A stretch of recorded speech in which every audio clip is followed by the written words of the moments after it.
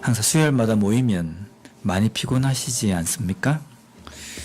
근데 피곤한데 설교 말씀도 그렇게 썩 재밌는 것도 아니고, 우리 원장님 같은 경우는 제 설교를 1년 365일 새벽 기도부터 주구장창 들으시니까 그게 그거고 그 내용이 그 내용이라고 생각이 들고 실증 나실 것 같은데 너무 죄송스럽기도 하고. 근데 우리가 수요일마다 고린도전서를 보면서 당시 고린도 교회에 있었던 그 문제를 통해서 당시의 교회에만 이런 문제가 있었던 것이 아니라 지금 이 시대에도 똑같은 문제들이 발생하고 있습니다. 그래서 고린도 교회에 일어나는 이 일들을 보면서 오늘날 현대의 교회에 어떠한 부분들을 우리가 다시 한번 점검하고 또 살펴봐야지만이 교회다운 교회가 될 수 있는지, 그것에 대해서 우리가 좀 깨닫는 그런 시간이 되었으면 좋겠습니다. 뭐 교회 전체가 바뀌어야 된다, 교회가 뭐 이렇게 그게 된다, 이 문제가 아니라 교회를 구성하는 성도 한 사람 한 사람이 바뀌어야지만이 교회가 바뀌는 거지 않습니까? 우리가 오늘 이 말씀은 우리가 고린도전서에 나와 있는 사랑장과 함께 은사에 대해서 이야기하고 있는 그 본문입니다. 한국교회, 한국교회뿐만 아니라 모든 현대의 교회는 은사에 대해서 관심이 상당히 많습니다. 옛날부터 많았습니다. 은사에 대해서 관심이 많았지만 그 은사에 대해서 제대로 알고 있는 그런 경우는 좀 이렇게 드뭅니다. 하나님께서 우리들에게 은사를 주시는데 그 은사가 어떤 것인지, 또 그 은사를 왜 주시는지, 그 은사를 통해서 우리가 어떻게 발휘를 해야 하는지, 또 그 은사를 가지고 교회의 어떤 분야에서 우리가 봉사하고 섬길 수 있는지에 대해서 우리가 알려고 하면 은사에 대해서 제대로 우리가 배워야 된다는 겁니다. 그래서 오늘은 사도 바울이 고린도 교회에 이야기하고 있는 성령의 은사 9가지에 대해서 우리가 한번 살펴보는 그런 시간을 가졌으면 좋겠습니다. 먼저 가장 처음에 언급된 은사는 지혜의 말씀과 지식의 말씀. 지혜의 말씀, 지식의 말씀이라고 이야기할 때 뒤에 나와 있는 말씀이라는 이 단어는 헬라어로 로고스라는 단어입니다. 근데 같은 로고스인데 앞에는 지혜의 로고스, 뒤에는 지식의 로고스 이렇게 되어 있습니다. 어떤 신학자는요, 지혜의 말씀이나 지식의 말씀이나 두 가지 다 똑같다라고 이렇게 해석하는 신학자도 있습니다. 그런데 사도 바울이 굳이 은사에 대해서 고린도 교회에 이야기하면서 똑같은 내용을 굳이 이렇게 나누어서 말할 리는 없다라고 이야기하고, 어떤 신학자들은 이 부분에 대해서 이렇게 해석을 합니다. 지혜의 말씀은 하나님의 뜻을 듣고 깨닫는 것이다. 하나님의 뜻을 듣고 그것이 어떠한 뜻인지 깨닫는 그것이 지혜의 말씀. 지식의 말씀은 하나님께서 주신 그 뜻을 듣고 깨달아서 그것을 다른 사람들에게 가르칠 수 있는 능력을 이야기한다라고 이야기합니다. 우리 하나님의 말씀 성경을 읽을 때 보면요, 똑같은 글자고 똑같은 내용입니다. 그런데 어떤 사람은 동일한 하나님의 말씀 성경을 읽으면서 제대로 깨닫는 사람이 있는가 하면, 어떤 사람은 동일한 말씀을 읽는데 그냥 글자를 읽어내는 사람들이 있습니다. 또 심지어는 똑같은 하나님의 말씀을 읽음에도 불구하고 그 뜻을 잘못 이해하는 사람도 있다는 겁니다. 그래서 우리가 이야기할 때 하나님의 말씀 성경을 읽을 때에는 우리의 지혜와 우리의 어떤 그런 학력으로 하나님의 말씀을 깨닫는 것이 아니라 우리 속에 계신 성령께서 이 말씀을 깨닫게 하신다라고 이렇게 이야기하지 않습니까? 그래서 이 하나님의 말씀을 깨닫도록 하는 것은 성령께서 우리에게 주시는 그 은사로 말미암아 하나님의 이 비밀의 뜻을 깨닫게 되는 것이다라고 이렇게 해석하는 겁니다. 그리고 우리가 하나님의 말씀을 깨달았다고 해가지고 누구나 다 하나님의 말씀을 잘 가르치는 건 아니잖아요. 그죠? 어떤 사람은 하나님의 말씀을 잘 가르치는 사람이 있고 어떤 사람은 내가 깨닫긴 깨달았는데 이것을 논리정연하게 어떻게 가르칠 수 있는 그러한 소질이나 능력이 부족한 분이 있습니다. 우리가 하나님의 말씀을 가르치는 것도 경험이 있기 때문에 가르치는 것이 아니라 성령께서 은사를 주셔야지만이 잘 가르칠 수 있다는 겁니다.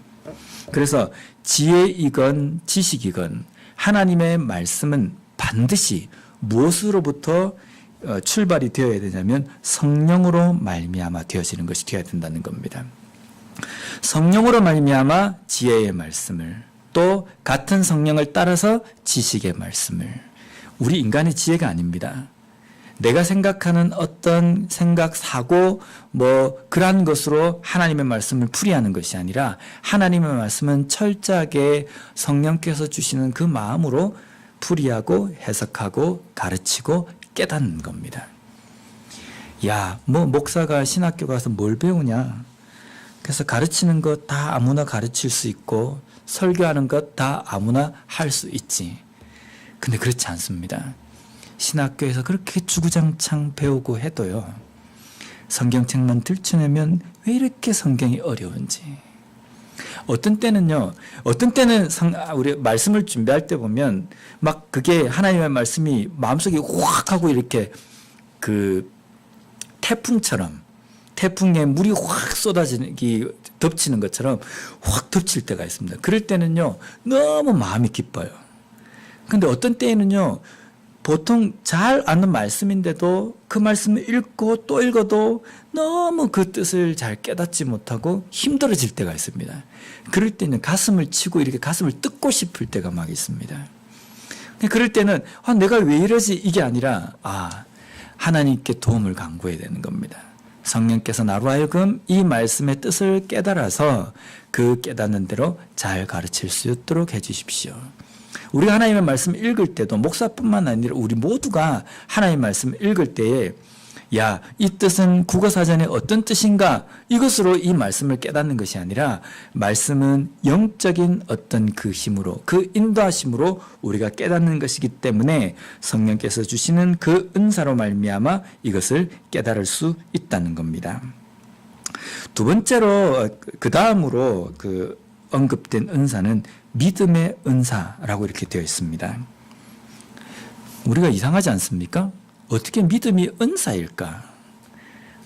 그래서 이 믿음이 그 은사에 나와 있는 이 믿음이라는 것에 대해서 또 신학자들의 해석이 또 엇갈려요. 어떤 신학자는 이 믿음이 그냥 통상적인 우리의 믿음이다. 내가 하나님을 믿습니다. 예수님을 믿습니다. 하나님의 말씀을 믿습니다. 라고 이야기할 때 이 믿음이다. 라고 이야기하는 사람이 있고, 어떤 신학자는요, 그렇지 않다. 우리가 믿는 이 통상적인 이 믿음이 아니라 특별한 어떤 것을 믿는 것. 예를 들면 이 산이 들어져 가지고 저 바다에 빠질 것을 내가 믿습니다 라고 이야기하는 그 특별한 어떤 믿음을 이야기한다 라고 이렇게 해석하는 신학자가 있습니다. 근데 저는 이 믿음이라는 것은 통상적인 믿음이라고 생각합니다.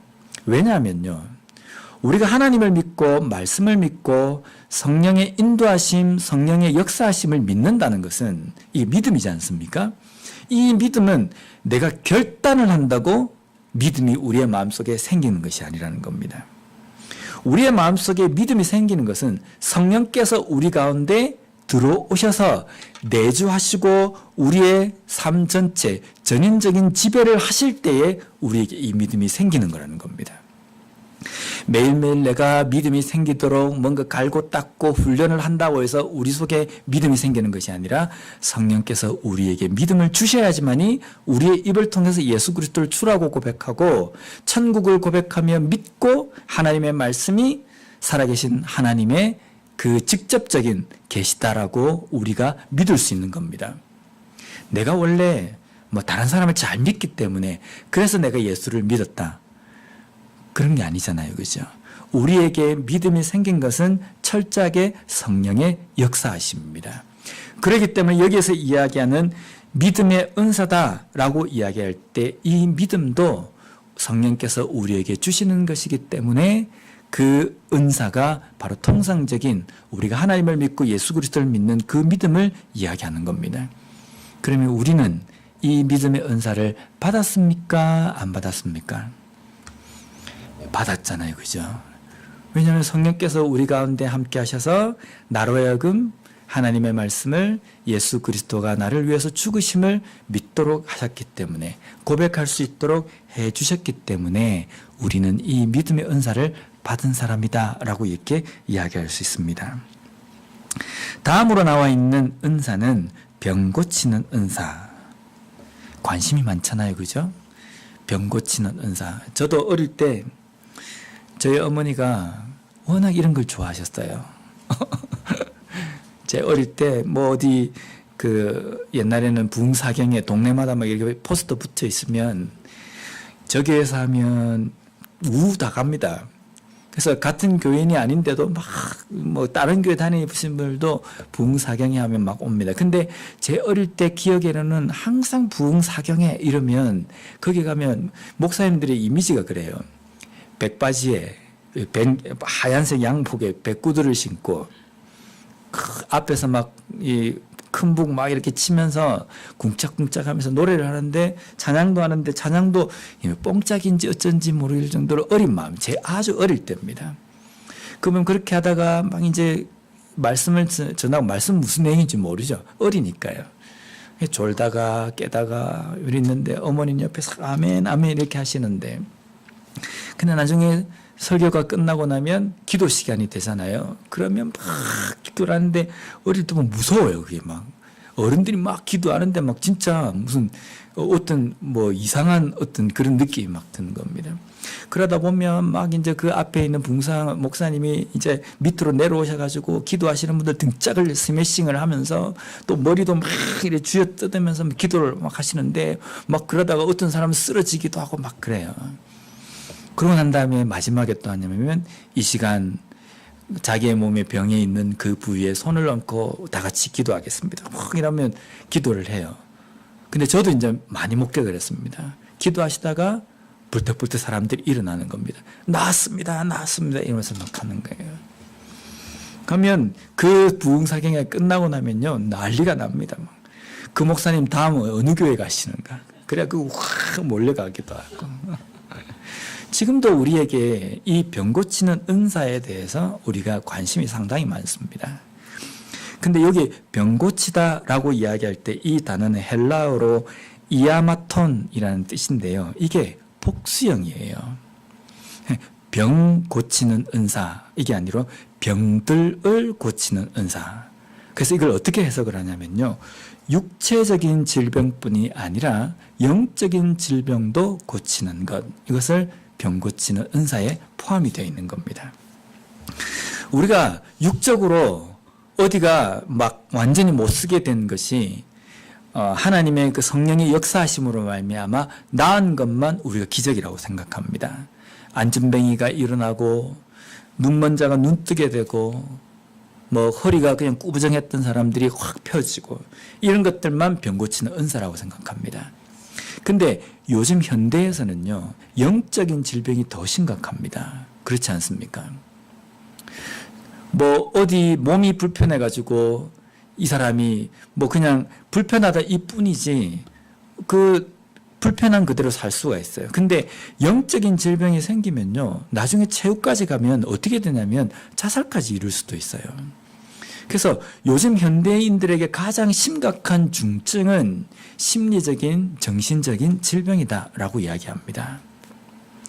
그런데 영적으로, 심리적으로 거의 죽음 사지까지 몰려있는 그 영혼이 하나님의 말씀으로 인하여서 변화가 되고, 또 누군가의 그 도움으로 인하여서 변화가 되어서 거기서 극복되어서 새로운 그러한 삶을 살게 됐다는 것, 이것에 대해서 우리는 별로 그렇게 기적이라고 생각하지 않지 않습니까?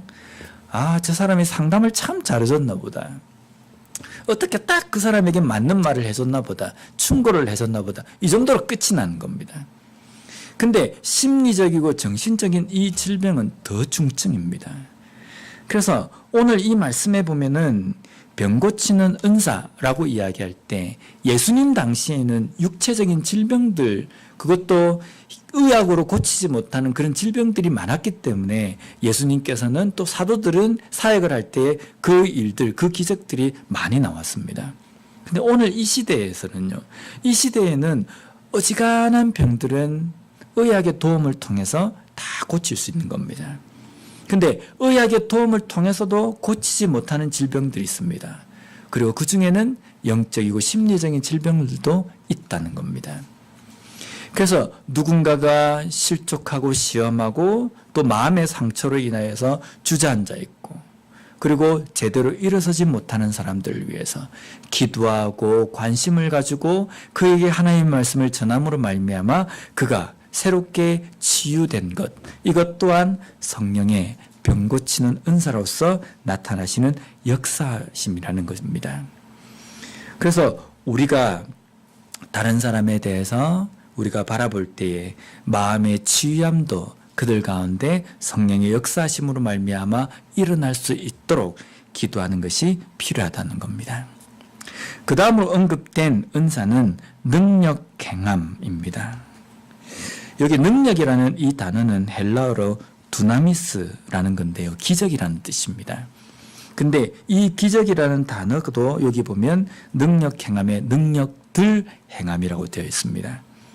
그래서 당시에는 능력들, 초월적이고 신비적인 역사 모두를 합해서 이야기하는 겁니다. 그 모든 능력들을 행하는 것이 성령의 역사하심이다라는 겁니다. 그런데 우리가 성령의 역사하심 이러면요, 뭔가 신비적이고 뭔가 초월적인 어떤 현상들이 일어나야지만이 성령의 역사하심이라고 생각하는데, 성령의 역사하심, 은사들 중에 이 능력 행함은 성령의 은사 중에 하나입니다. 한 종류입니다. 근데 우리가 하나님의 말씀을 읽고 하나님의 말씀을 깨달아서 그 깨달음들로 인해서 회개하고 자복하는 심령이 되는 것은 은사의 어떤 성령의 역사하심의 그런 증거라고 우리가 잘 생각하지 못해요. 우리 하나님의 말씀을 읽고 또 그 말씀을 듣고 공부할 때 보면 내 마음속에 콱 깨달아지는 게 있지 않습니까? 그리고 그전에는 그렇게 강팍했던 나의 심령이 그 한 절의 말씀 때문에 꼬꾸라져 가지고 눈물을 흘리면서 회개하는 그것이 성령의 역사하심이 아니고는 되어지지 않는다는 겁니다. 그렇기 때문에 능력 행하는 이 일만 성령의 역사하심이다 라고 이렇게 말하는 것은 위험한 사고입니다. 능력 행함, 이것 또한 여러 가지 은사들 중에 하나라는 겁니다. 이 능력을 행하는 것, 요즘 이 시대에도 신비적인 능력이 성령의 역사하심으로 나오느냐, 나타나느냐, 그렇지 않느냐. 어떤 신학자들은 더 이상 하나님께서는 그러한 능력을 나타내시지 않는다라고 이야기하고, 또 어떤 분은 그러한 능력이 지금도 나타난다라고 이야기합니다. 왜 안 나타나겠습니까? 성령이 지금도 살아서 역사하시는데 우리 가운데 함께 하시고 우리 믿는 그리스도인들과 함께 하시기 때문에 왜 그 신비적이고 초월적인 그 능력이 성령을 통해서 왜 나타나지 않겠습니까? 근데 문제는 성령께서 그 능력 행함을 통해서 하나님의 영광을 드러내셔야 할 필요성이 있을 때에 우리를 통해서 역사하신다는 겁니다. 다음으로 언급된 은사는 예언함입니다. 이 예언한다라는 이 뜻은 미리 경고한다, 미리 알린다, 또 이제 더 나아가면 심판한다라는 이 뜻이 여기에 포함이 되어 있습니다. 하나님께서는 구약 성경에 보면 선지자들 통해 가지고 하나님의 말씀을 그들에게 주시고 그것을 통해서 선지자들이 백성들에게 알렸습니다. 이것이 예언입니다. 근데 우리가 예언이라면 어떤 생각이 머릿속에 탁 옵니까? 점쟁이들이 당신이 내년에는 이런 일이 있을 것입니다. 당신이 몇 살에는 이런 일이 일어나고 이런 일 안 좋은 일이 일어날 겁니다. 라고 이야기하는 것이 예언이라고 생각합니다. 예언 맞습니다. 그죠? 미리 일어날 일들을 예견하는 것, 이것이 예언입니다. 근데 중요한 게 한 가지가 뭐냐면 성령을 통하여서 성령으로 말미암아 나타나는 예언입니다. 성령께서 우리에게 이 예언하는 은사를 주심으로 인하여서 이 예언을 통해서 성령께서 무엇을 나타내시고자 원하시느냐라는 겁니다. 당신 아들이 몇 년 뒤에 반드시 결혼하게 될 것입니다. 성령께서 이 예언의 은사를 주셨다고 한다면 이것을 통해서 성령께서 무엇을 드러내려고 하십니까? 그 사람 아들이 결혼하는 것, 그거 만방에 선포하려고 그럽니까? 근데 하나님께서 은사를 통해서 역사하심으로 나타내시고자 원하는 것은 하나님의 영광입니다. 하나님의 뜻입니다. 이 예언하면은 반드시 하나님의 영광과 하나님의 뜻이 나타나야 되는 겁니다. 구약의 선지자를 통해서 하나님께서 예언하신 모든 내용들은 하나님의 영광과 하나님의 뜻이 그 선지자를 통해서 선포되어진 겁니다. 앞으로의 몇 날 잊지 못하여서 이 예루살렘이 함락될 것이다. 하나님의 어떤 뜻과 어떤 영광을 나타내시고자 원하시는 겁니까? 하나님의 말씀을 그렇게 선포하고 그들의 경고를 주었음에도 불구하고 왜 그것을 깨닫지 못하느냐? 깨닫지 못하는 백성에게 나의 심판이 이렇게 내릴 것이라는 것을 나타내주고자 원하시는 것이라는 겁니다. 그런데 이 예언의 성령의 역사하심을 우리는 이상하게 바꿔버리는 겁니다. 바꾸어가지고 마치 앞으로의 어떤 점쟁이가 점치는 것처럼 그 정도 수준으로 이 예언함을 그냥 내동댕이 쳐버리는 겁니다. 분명히 우리가 알아야 될 것은 예언하면은 하나님의 뜻과 영광이 드러나야 된다는 겁니다. 우리는 다 예언할 수 있습니다. 이상하게 들리죠? 우리가 어떤 예언을 할 수 있습니까? 주님이 곧 오신다. 왜냐하면 이건 확실하게 이루어지는 겁니다.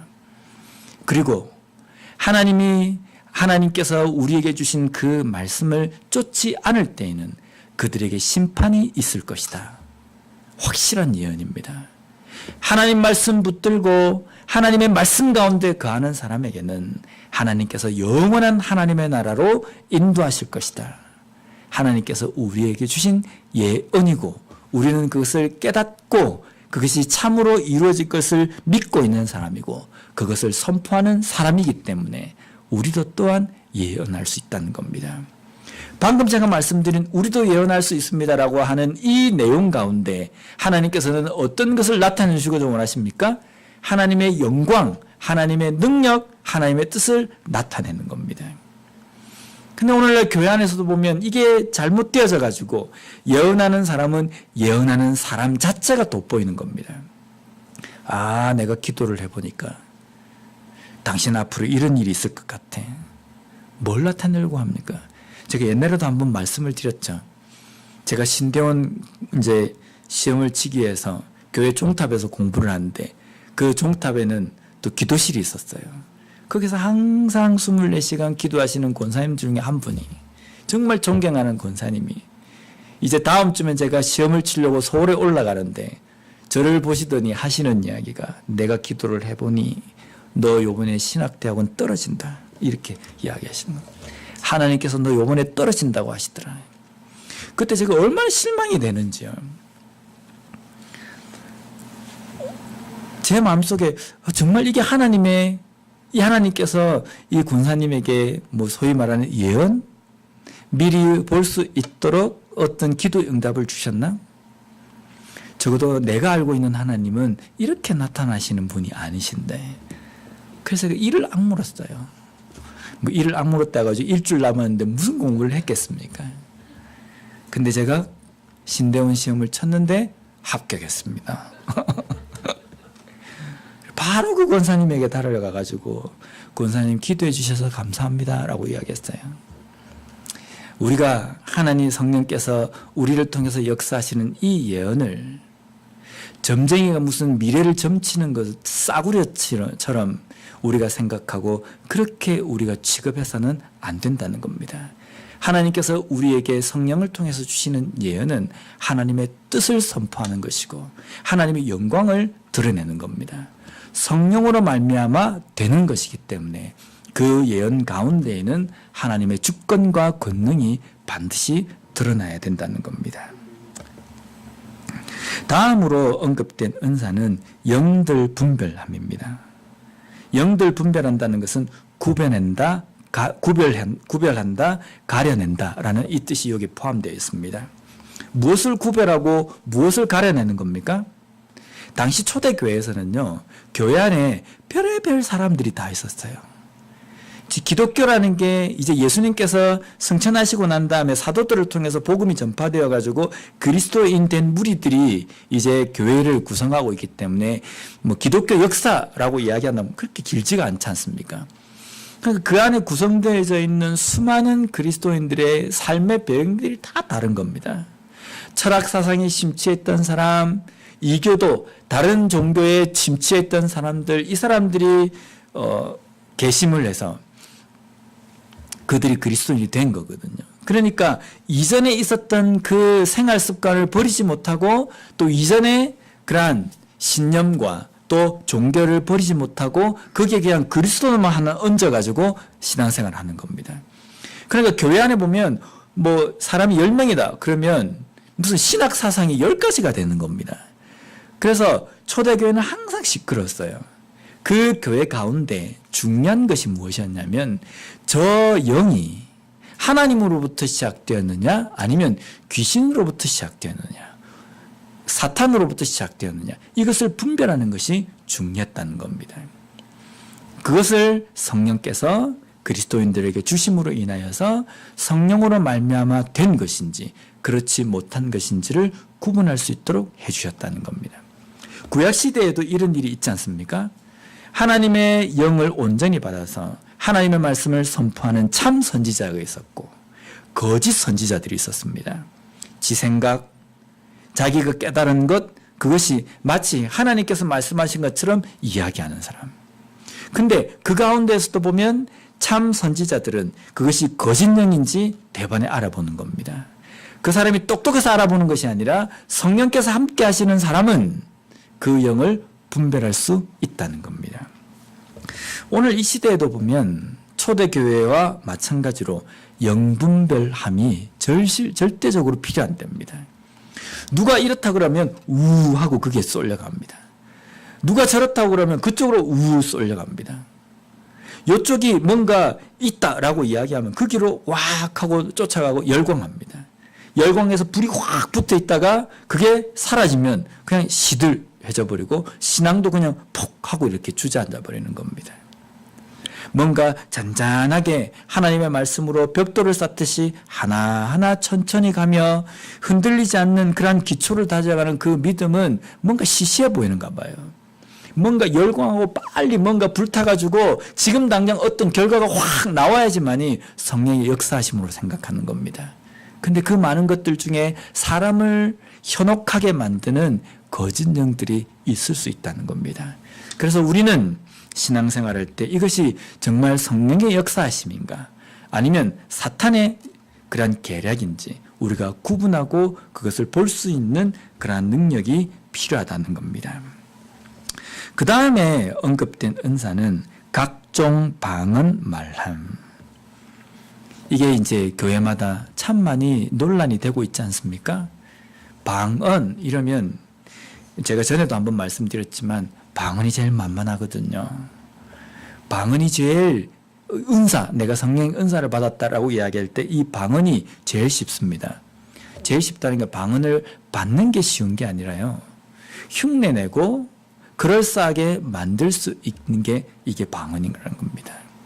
그래서 오죽에 쓰면 방언이라면 거짓 방언이 있고 참 방언이 있고 천사의 방언이 있고 사탄의 귀신의 방언이 있고 이렇게 이야기하는데 얼마나 사람들이 이것을 꾸며댔으면 이런 표현까지 나왔겠습니까? 근데 방언의 이 원천을 보면요. 방언이 언제 성경에 등장합니까? 물론 그 이전에도 있었습니다. 근데 우리가 잘 알고 있는 것은 이 방언이 사도행전에 보면 제자들이 예수님이 승천하고 난 다음에 모여서 막 기도하지 않습니까? 그때 기도할 때 이 성령께서 불의 혀처럼 나와서 그 제자들의 주위를 확 감쌉니다. 그러므로 말미암아 제자들의 입에서 자기도 뜻하지 않는 말들이 튀어나오는 겁니다.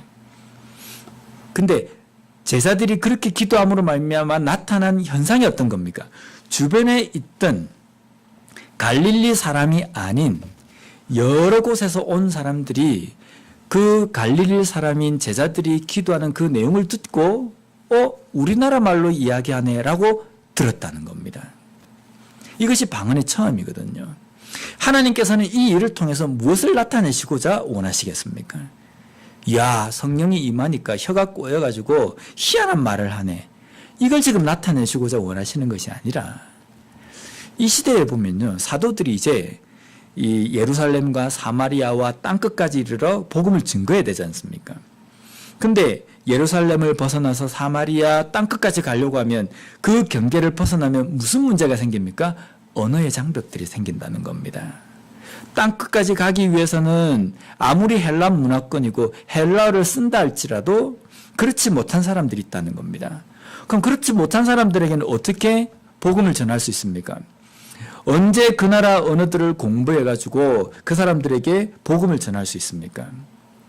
그럴 때 사도들이 하나님의 성령의 그 역사하심을 의지하고 그들의 말로 선포할 때에 거기에 있는 이 갈릴리 말을 모르는 사람, 헬라어를 모르는 사람들이 사도 베드로가 이야기할 때에 무엇으로 듣겠습니까? 자기의 말로 듣도록 성령께서 역사하신다는 겁니다. 그 역사하심을 통해서 하나님께서 무엇을 나타내시는 겁니까? 복음의 능력과 하나님의 권능과 또 그 가운데 역사하시는 그 성령의 역사하심을 나타내신다는 겁니다. 우리의 방언이 하나님의 의, 하나님의 뜻, 하나님의 영광을 드러내는 그 방편으로 사용되어져야 된다는 겁니다. 근데 이것이 이제 사도시대를 지나가지고 초대교회에 딱 오니까 이 방언이라는 것이 심심찮게 나타나거든요. 그러니까 너도 나도 이것이 뭔가 신비적인 것들이 나에게 나타나야 되는 이 강박관념에 쌓여가지고 이제 서서히 방언에 대해서 인위적이고 만들어서 하고 그럴싸하게 꾸미는 방언들이 교회 안에 시끄럽게 만들어버렸다는 겁니다. 그리고 이 방언을 나는 성령을 받은 사람이다 라는 것을 과시하기 위한 도구로 사용되어진 겁니다. 그래서 사도 바울은 뒤에 이제 고린도전서의 뒷부분에 가면 이 방언에 대해서도 다시 한번 이야기합니다. 이 방언이 교회 안에서 논란이 되고 잡음이 생기기 시작하니까 이제 사도 바울이 고린도 교회에 선포하는 내용이 뭐냐면 방언의 은사도 있고 그 방언을 통역하는 통변의 은사도 성령께서 주신다. 그가 말할 때에 그 말이 무슨 뜻인지 성령께서 분별하시도록 하신다라는 겁니다. 그래서 통변의 은사, 이것을 방언하는 사람들은 반드시 사모하며 기도해야 한다. 나도 의미를 깨닫지 못하는 말을 하는 것, 이것이 문제가 아니라 내가 하는 그 말을 통해서 어떤 하나님의 뜻이 선포되어지길 원하시고 또 하나님께서 무엇을 나타내주고자 원하시는지 아는 것이 필요하다는 겁니다. 그래서 전에 제가 말씀드렸지 않습니까? 제가 대학 때 저희 교회, 저희 대학부 담당하시는 그 목사님이 전도사 때 방언도 하시고 또 예언의 은사도 있고 통변의 은사가 있는 권사님한테 전도사들이 몇 명 기도하러 우욱 간 겁니다. 근데 저희 담당 목사님은 방언을 하실 줄 몰라가지고 남들은 다 하는데 자기만 안 하면 이상해서 신학교 때 배웠던 헬라어로 이 주기도문을 막 외우니까 이 기도하는 권사님이 방언의 은사도 있고 통변의 은사도 있고 예언의 은사도 있다는 권사님이 그 전도사님 머리를 붙들고 막 이제 헬라어로 주기도문을 외우니까 방언으로 생각하고 막 해석을 해주더라는 겁니다. 진짜 통변의 은사가 있다고는 뭐라고 이렇게 해석해야 됩니까? 하늘에 계신 우리 아버지요. 이렇게 해석해야 되지 않습니까? 별 희한한 이야기를 하시더래요. 그때 그분이 돌아서면서 그런 생각을 하셨답니다. 아, 우리가 이 시대에 성령의 역사하심이라고 이야기하며 방언하고 통변하고 예언이라고 이야기하는 것에 대해서 거짓이 많이 있구나. 우리가 정말 이것은 조심해야 되겠구나 라고 이렇게 생각하셨다는 겁니다. 성령의 역사하심이 이 시대에 나타나지 않는다. 그것이 뭔가 잘못되었다. 이것을 이야기하는 것이 아니라 이 시대에도 성령은 살아서 역사하시기 때문에 성령의 역사하심은 반드시 나타납니다. 특별한 은사로도 나타날 수 있고 때로는 내가 한 절의 말씀을 읽을 때에 그 강팍했던 내 심령이 깨어지고 바뀌는 역사하심으로 성령의 역사하심이 나타날 수 있다는 겁니다. 때로는 우리 교회를 엄청나게 부흥시키는 하나님의 역사하심으로 나타날 수도 있지만 이 가운데에서도 믿는 그리스도인으로 탄탄하게 우리가 점점점 우리가 강해져가는 그러한 것으로 성령의 역사하심이 나타날 수 있다는 겁니다. 그렇기 때문에 우리가 이 성령의 역사하심을 분별하기 위해서는 우리가 11절 말씀에 보면 이 모든 일을 같은 한 성령이 행하사 그의 뜻대로 각 사람에게 나누어 주는 것이다. 하나님의 뜻입니다. 하나님의 뜻을 나타내시고 하나님의 영광을 드러내기 위한 그곳에 우리에게 은사를 주셔서 그 능력을 주셔서 나타나도록 하신다는 겁니다. 만약에 내 가운데 하나님께 주신 은사가 있는데 이 은사를 통해서 하나님의 영광을 드러내는 것이 아니라 내 이름이 높아지고 내가 다른 사람들에게 어떤 인정을 받고 내가 더 돋보이는 것이라고 한다면 성령으로 말미암지 않은 것이라고 할 수도 있다는 겁니다. 위험합니다. 내가 어떤 은사든지 어떠한 능력이든지 나를 통해서 하나님이 존귀하게 되고 하나님의 영광이 드러나고 또 그 가운데에 하나님께 돌아오는 그러한 역사가 일어나는 것이 그것이 성령으로 말미암아 되어지는 은사라는 겁니다. 내가 가진 은사가 있다고 한다면 다른 사람이 가진 은사도 존중하는 것.